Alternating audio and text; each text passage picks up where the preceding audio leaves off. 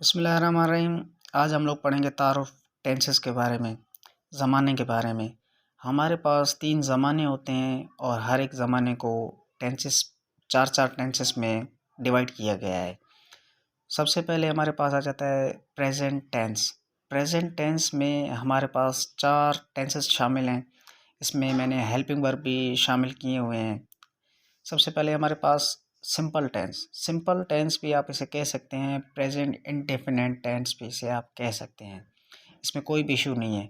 बहुत सी ऐसी जगहों पर लिखा होता है कि वहाँ पर सिंपल टेंस है, यहाँ पर प्रेजेंट इंडेफिनिट टेंस लिखा हुआ है। इनका मकसद ये है कि सादा टेंस में हमारे पास आ जाता है हेल्पिंग वर्ब जो शामिल हैं, उसमें डू और डज। और उसके बाद आ जाता है present continuous tense. Present continuous tense में हमारे पास is, am, are with fourth form of the verb. उसके बाद आ जाता है present perfect tense. Present perfect tense में हमारे पास जो हेल्पिंग वर्ब मौजूद हैं, has, have with third form of the verb. मैंने third form of the verb of with fourth form of the verb इसलिए मैंने शामिल किया कि ये टेंसेस में शामिल होते हैं। अगर ये आप लोग इस्तेमाल ना करेंगे तो आपका जो जुमला होगा वो सादा में चला जाएगा, वो टेंस में शुमार नहीं होगा। मिसाल के तौर पर मैं आपको बताऊं कि प्रेजेंट कंटिन्यूस टेंस का एक जुमला बताऊं कि आई एम ईटिंग फूड, मैं खाना खा रहा हूं। ये जुमला आपका जो है प्रेजेंट कंटिन्यूस में शामिल है। अगर आप इसको सिंपल बनाना चाहते हो कि आई एम ए बॉय, तो ये आपका जुमला सादा बन जाएगा, ये टेंस में शुमार नहीं होगा। इसी तरह से प्रेजेंट परफेक्ट टेंस का भी इस तरह से ये है कि हैज़, हैव। अगर आप सिंपल जुमला बनाना चाहो तो आई हैव अ पेन, मेरे पास एक पेन है। तो उसका मकसद ये नहीं है कि आपका ये जुमला टेंस में शुमार है, ये टेंस में शुमार नहीं है। इसमें अगर आप थर्ड फॉर्म इस्तेमाल करोगे तो वो आपका जुमला टेंस में शुमार हो जाएगा। मतलब कि आप कह सकते हैं I have eaten food. Eaten जो है आपकी थर्ड फॉर्म है, ये जुमला आपका प्रेजेंट परफेक्ट टेंस में शुमार हो जाएगा। उसके बाद आ जाता है आपके पास प्रेजेंट परफेक्ट कंटिन्यूस टेंस। उसमें helping verb has been, have been with fourth form of the verb. उसके बाद पास्ट टेंसेस की बात की जाए तो past tenses with helping verb. उसमें सिंपल टेंस, सिंपल पास्ट भी ऐसा आप कह सकते हैं और इसे आप पास्ट इंडेफिनेट भी कह सकते हैं, जिस तरह से मैंने आपको प्रेजेंट के बारे में बताया था। इसमें एक ही हेल्पिंग वर्ब है, डिड। उसके बाद आ जाता है past continuous tense. Past continuous tense में हमारे पास वाज, वर्ब।